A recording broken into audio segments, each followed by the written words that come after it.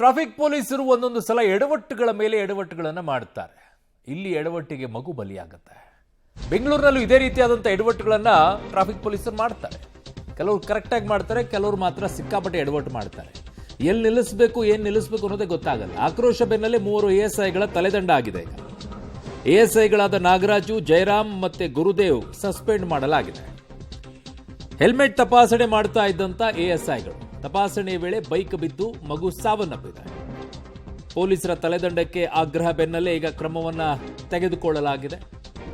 ಆ ಮಗು ಏನು ವಾಪಸ್ ಬರಲ್ಲ ಈಗ, ಪಾಪ. ಯಾರೇನು ಈ ಥರ ಎಲ್ಲ ಮಾಡ್ಕೊಂಡು ಕೂತ್ಕೊಳ್ಳೋಕೆ. ಕೋರ್ಟ್ ಹೇಳಿದ ನಂತರವೂ ಕೂಡ ನಿಮಗೆ ಬೈಕ್ಗಳನ್ನ, ಕಾರ್ಗಳನ್ನ ಸೈಡಿಗೆ ನಿಲ್ಲಿಸಿಬಿಟ್ಟು ತಪಾಸಣೆ ಮಾಡುವಂಥದ್ದೇನಿದೆ? ಫೋಟೋ ತೆಗಿರಿ, ಏನಿದೆ ಅದನ್ನ ಹಾಕಿ, ಅದ್ರ ಮೇಲೆ ನಂಬರ್ ಮೇಲೆ ನಿಮ್ಗೆ ಯಾವ್ಯಾವ್ದು ಬೇಕು ಅವನ್ನೆಲ್ಲ ಸೆಕ್ಷನ್ಸ್ಗಳನ್ನ ಹಾಕೊಳ್ಳಿ. ಈ ಥರ ಎಲ್ಲ ಮಾಡ್ಕೊಂಡು ಕೂತ್ಕೊಂಡ್ರೆ ಅಲ್ಲಿ ಆಗುವಂಥ ಅನಾಹುತಗಳಿಗೆ ಹೊಣೆ ಯಾರು? ಕಾಸಿಲ್ಲ ಅನ್ನೋ ಮಾತ್ರಕ್ಕೆ ಈಗ ಬೀದಿಗಿಳಿದು ಕಂಡಲ್ಲೆಲ್ಲ ಚೆಕಿಂಗ್ ಮಾಡಕ್ಕೆ ಶುರು ಮಾಡಿದ್ದಾರೆ. ಮಾಡೋದಿದ್ರೆ ರೆಗ್ಯುಲರ್ ಆಗಿರಬೇಕು. ಇವ್ರು ಹೇಗೆ ಅಂತಂದ್ರೆ ಕಾಸು ಇಲ್ಲದೆ ಇರೋ ಟೈಮಲ್ಲಿ ಬಂದು ನಿಂತ್ಕೊಂಡ್ಬಿಡೋದು. ಮಂತ್ ಎಂಡಲ್ಲಿ ಸಂಬಳ ಆಗಿರಲ್ವೇನೋ ಮೋಸ್ಟ್ಲಿ, ಅಥವಾ ಸರ್ಕಾರಕ್ಕೆ ಬೇಕಾಗಿರುತ್ತೇನೋ ದುಡ್ಡು. ಅವಾಗ ಬಂದ್ಬಿಟ್ಟು ಚೆಕಿಂಗ್ ಅಂತೆ. ಏನು ಫುಲ್ ಚೆಕಿಂಗು. ಆಮೇಲೆ ಮುಗೀತು. 20-25 ದಿನ ಯಾವನು ಕೇಳೋನಿಲ್ಲ, ಯಾವನು ಹೇಳೋರಿಲ್ಲ. ಅಲ್ಲಿ ಸತ್ತೋಯ್ತ ಆಗಿದ್ದಾಗ ಮಾನವೀಯತೆ ಪೊಲೀಸರಲ್ಲಿ ದಂಡ ಹಾಕೋ ತರಾತುರಿಯಲ್ಲಿ ಜೀವ ರಕ್ಷಣೆಯನ್ನೇ ಮರೆತು ಬಿಟ್ರ. ಪ್ರಾಣ ಬಿಟ್ಟಿದ್ದ ಮಗು ಮುಟ್ಟಕ್ಕೂ ಕೂಡ ಬರದೆ ಅಮಾನವೀಯತೆಯನ್ನು ತೋರಿದ್ದಾರೆ. ಆತುರದಲ್ಲಿ ಅಲ್ಲಿರುವಂಥ ಪೋಷಕರನ್ನ ಆಟೋ ಹತ್ತಿಸಿ ಕಳಿಸ್ತಾರೆ ಖಾಕಿಯವರು. ಇನ್ಯಾವ ಮಟ್ಟಕ್ಕೆ ಇರಬೇಕು ಅಂತ ಯೋಚನೆ ಮಾಡಿ. ಬಳಿಕ ಬೈಕನ್ನು ತಳ್ಳಿಕೊಂಡು ಹೋಗೋದ್ರಲ್ಲಿ ಬ್ಯುಸಿ ಆಗ್ತಾರೆ ಪೊಲೀಸರು. ಪೊಲೀಸರ ನಡವಳಿಕೆ ಕಂಡು ಸಾರ್ವಜನಿಕರು ಈಗ ಹಿಡಿಶಾಪ ಹಾಕ್ತಾ ಇದ್ದಾರೆ. ಕನಿಷ್ಠ ಜ್ಞಾನ ಬೇಡವೇನ್ರಿ ಅಲ್ಲಿ ಏನಾಗಿದೆ ಅಂತ ಹೇಳಿ? ಬರೀ ನಿಮಗೆ ದುಡ್ಡು ಇನ್ನು ಎಷ್ಟು ತಿಂದು ತೇಗ್ತೀರಾ ಅಂತ. ಬರೀ ದುಡ್ಡು ದುಡ್ಡಿಲ್ಲದೆ ಜೀವನನೇ ಇಲ್ಲ ಅನ್ನೋ ರೀತಿಯಲ್ಲಿ ವರ್ತಿಸ್ತಾರೆ ಅಂತ ಪೊಲೀಸರಷ್ಟೇ ಯಾಕೆ ಬಿಡಿ, ಎರಡಂಚಾಳಿ ಮನೆ ಮಂದಿಗೆಲ್ಲ ಅನ್ನೋ ರೀತಿಯಲ್ಲೇ ಇದೆ ಪರಿಸ್ಥಿತಿ. ಅಲ್ಲಿ ಕೂತವ್ರು ಏನು ಆಡ್ತಾರೋ ಇವರು ಹಂಗೆ ಆಡ್ತಾರೆ. ನಿಯತ್ತಾಗಿ ಕೆಲಸ ಮಾಡಕ್ ಬಿಡ್ರಿ ಪೊಲೀಸರು. ಇವರು ಅಷ್ಟೇ ಆಡ್ತಾರೆ ಪೊಲೀಸರು. ವಸೂಲಿ ಗಿರಾಕಿಗಳಾಗ್ಬಿಟ್ಟಿದ್ರೇನೋ ನೀವು. ಒಂದೊಂದ್ಸಲ ಕೋಪ ಬರುತ್ತೆ ನಿಮ್ಮನ್ನ ಆ ಥರ ಕರೆಯೋಕ್ಕೆ. ಯಾಕಂದ್ರೆ ಯೂನಿಫಾರ್ಮ್ ಅಲ್ಲಿ ಇರ್ತೀರ. ನಂಗೆ ಅತ್ಯಂತ ಗೌರವ ಆ ಯೂನಿಫಾರ್ಮ್ ಬಗ್ಗೆ.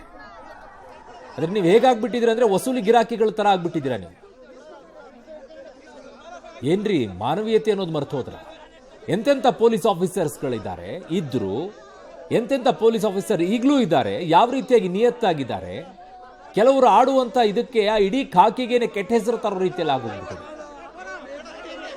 ಪಾಪ ಮಗು, ಪುಟಾಣಿ ಮಗು. ಏನ್ರಪ್ಪ ನೀವು? ನಿಮ್ಮ ಮನೆಯಲ್ಲಿರುವಂಥವ್ರಿಗೆ ಯಾರಿಗಾದ್ರೂ ಹೀಗೆ ಆಗಿದ್ರೆ ಆಡ್ತಾ ಇದ್ರೆ ಏನ್ ಆಡ್ತಿದ್ರಿ? ಯೋಚನೆ ಮಾಡಿ ಒಂದ್ಸಲ.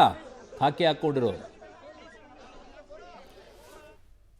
ನನ್ನ ಸಹೋದ್ಯೋಗಿ ಈಗ ರೋಹಿತ್ ದೇವರಹಳ್ಳಿ ನನ್ನ ಸಂಪರ್ಕಕ್ಕೆ ಸಿಗ್ತಾ ಇದ್ದಾರೆ. ರೋಹಿತ್, ಸಸ್ಪೆಂಡ್ ಆದ ಮಾತ್ರಕ್ಕೆ ಈಗ ಏನೋ ಆಗೋಯ್ತು ಎಲ್ಲ ಸಮಾಧಾನ ಅನ್ನುವಂಥ ಮಟ್ಟಕ್ಕಲ್ಲ, ಮಗು ಜೀವ ಅಂತೂ ಬರೋದಿಲ್ಲ.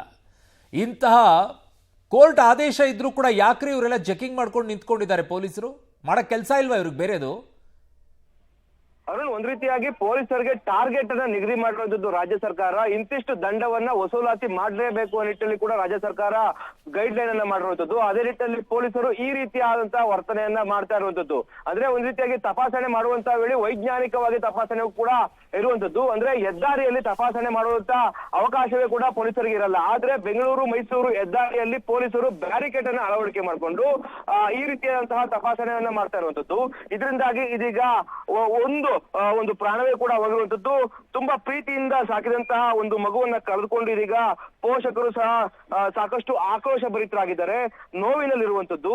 ಇವರ ದುಃಖವನ್ನ ಯಾರು ಬರ್ಸಕ್ ಸಾಧ್ಯ ಅನ್ನೋ ನಿಟ್ಟಿನಲ್ಲಿ ಕೂಡ ಒಂದ್ ರೀತಿಯಾಗಿ ಆಕ್ರೋಶ ವ್ಯಕ್ತಗಳು ಕೂಡ ಆಗ್ತಾ ಇರುವಂತದ್ದು. ಅರುಣ್, ಒಂದ್ ರೀತಿಯಾಗಿ ಹೆದ್ದಾರಿಯಲ್ಲಿ ಹೋಗುವಂತಹ ಸಂದರ್ಭದಲ್ಲಿ ಯಾರನ್ನು ಕೂಡ ತಡಿಬಾರದು ಅನ್ನೋ ನಿಟ್ಟಿನಲ್ಲಿ ಕೂಡ ರೂಲ್ಸ್ ಇದೆ. ಆದ್ರೆ ಇವರು ಮಗುವಿಗೆ ಕೂಡ ಇವತ್ತು ನಾಯಿ ಕಚ್ಚಿರುತ್ತೆ. ಆ ನಿಟ್ಟಿನಲ್ಲಿ ಮಂಡ್ಯದ ಮಿಮ್ಸ್ ಆಸ್ಪತ್ರೆಗೆ ಆ ಮಗುವನ್ನ ಕರೆದುಕೊಂಡು ಬರುವಂತಹ ಸಂದರ್ಭ ಸಂದರ್ಭದಲ್ಲಿ ಪೊಲೀಸರು ಏಕಾಏಕಿ ಈ ಒಂದು ಗಾಡಿಗೆ ಅಂದ್ರೆ ಬೈಕಿಗೆ ಕೈ ಹೊಡ್ತಾರೆ. ಈ ಸಂದರ್ಭದಲ್ಲೂ ಕೂಡ ಅವ್ರಿಗೆ ರಿಕ್ವೆಸ್ಟ್ ಮಾಡ್ಕೊಂಡು ಹೋಗುವಂತ ಸಂದರ್ಭ ಕೂಡ ಆಗುತ್ತೆ. ಅದಾಗ್ಯೂ ಕೂಡ ಪೊಲೀಸ್ ಪೇದೆಯಪ್ಪ ಬೈಕ್ಗೆ ಏನು ಕೈ ಹಾಕಿರುವಂತದ್ದು ಇದಾದ ವೇಳೆವಾಗಿ ಆಯತಪ್ಪಿ ಮಗು ಕೆಳಗೆ ಬೀಳುತ್ತೆ. ಈ ಸಂದರ್ಭದಲ್ಲಿ ತೀವ್ರ ರಕ್ತಸ್ರಾವದಿಂದ ಮಗು ಸ್ಥಳದಲ್ಲೇ ಸಾವನ್ನಪ್ಪುವಂತದ್ದು.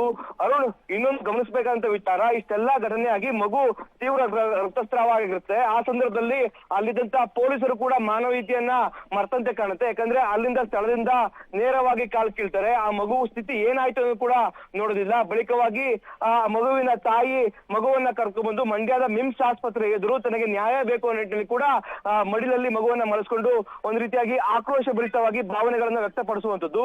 ಬಳಿಕವಾಗಿ ಸಾರ್ವಜನಿಕರು ಕೂಡ ಆ ಒಂದು ತಾಯಿಗೆ ಸಾಥನ್ನ ಕೊಡ್ತಾರೆ. ಪೊಲೀಸರ ವಿರುದ್ಧವಾಗಿ ಆಕ್ರೋಶಗಳು ಕೂಡ ವ್ಯಕ್ತ ಆಗುವಂತದ್ದು.